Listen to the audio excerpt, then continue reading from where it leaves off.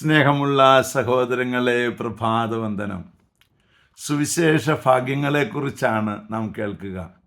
വായിക്കുമ്പോൾ വളരെ മനോഹരമായ ഒരു വലിയ പ്രസംഗമാണിത്. ഭാഗ്യമുള്ളവർ ആരൊക്കെയാണ് എന്ന് വളരെ വ്യക്തമായിട്ട് പറയുകയാണ്.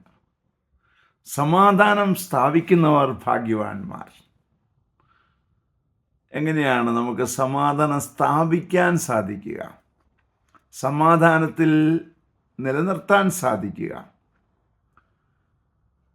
യേശു എപ്പോഴും സമാധാനം നിങ്ങളുടെ കൂടെ എന്ന് പറയുകയാണ്.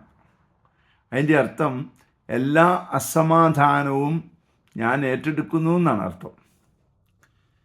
എല്ലാ ബുദ്ധിമുട്ടുകളും ഞാൻ ഏറ്റെടുക്കുന്നു, എങ്കിൽ മാത്രമേ നമുക്ക് സമാധാനം കൊടുക്കാനായിട്ട് സാധിക്കുകയുള്ളൂ. നമ്മൾ നമ്മളെ തന്നെ ന്യായീകരിക്കാൻ നോക്കിയാൽ ഒരിക്കലും സമാധാനം കൊടുക്കാൻ സാധിക്കില്ല.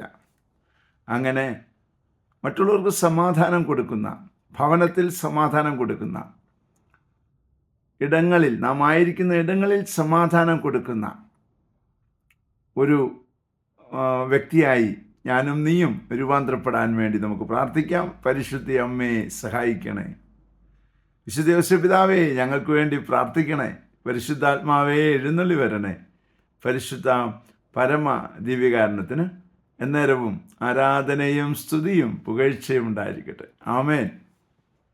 നമ്മുടെ കർത്താവായ യേശുക്രിസ്തുവിന്റെ കൃപയും പിതാവായ ദൈവത്തിന്റെ സ്നേഹവും പരിശുദ്ധാത്മാവിന്റെ സംസർഗവും സഹവാസവും സ്നേഹവും ശക്തിയും കൃപയും എല്ലാ അനുഗ്രഹങ്ങളും സമൃദ്ധമായി നിങ്ങൾ ഏവരോടും കൂടെ ഉണ്ടായിരിക്കട്ടെ, ഇപ്പോഴും എപ്പോഴും എന്നേക്കും.